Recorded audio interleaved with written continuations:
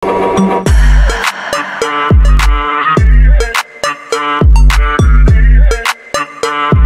guys! Welcome back to my channel.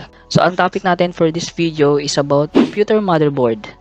So kaya ka dito sa video na to, gusto mo malaman ano nga ba ang motherboard, different sizes of motherboard, at ang mga basic components nito. At abangan nyo sa mga susunod kong video ang more detailed info para sa mga components ng motherboard.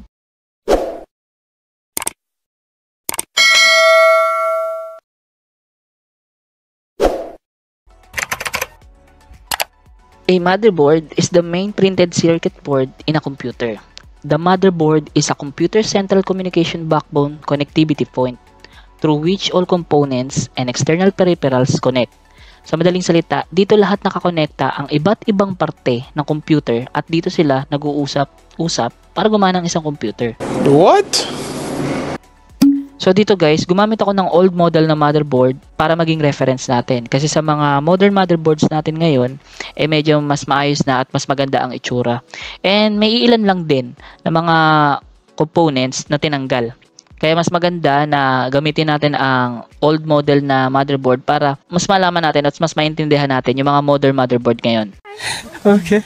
So ang una sa mga components natin ay yung CPU socket, RAM slots, SATA connector, ang south bridge at north bridge, front panel connector, back panel connector, 24-pin power ATX connector, 4-pin power ATX connector, CMOS battery, IDE connector, bus slot or yung mas kilala natin sa tawag na PCI slots. So guys, ngayon nalaman nyo na yung mga iba't ibang components sa motherboard. Will you please repeat it? Huwag nyo kalimutan panoorin yung mga iba kong video para ipaliwanag yung mga function ng mga different components na yon. Di totoo yan.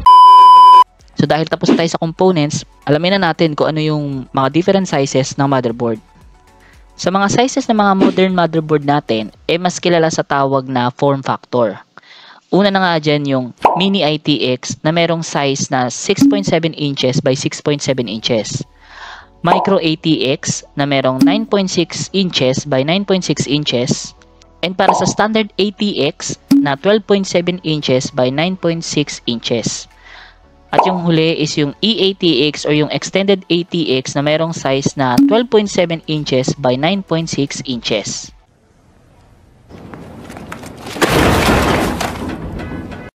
And kung nagtatanong naman kayo anong sizes ng computer casing kakasya yung mga motherboard na yan, may ginawa na akong video tungkol sa computer casing.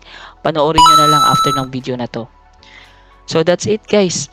Kita na lang tayo sa susunod kong video para i-explain yung mga function ng different components ng motherboard. Kung nagustuhan nyo tong video na to, feel free to like, subscribe, and hit the notification bell para sa mga katulad pang gantong video. To God be all the glory.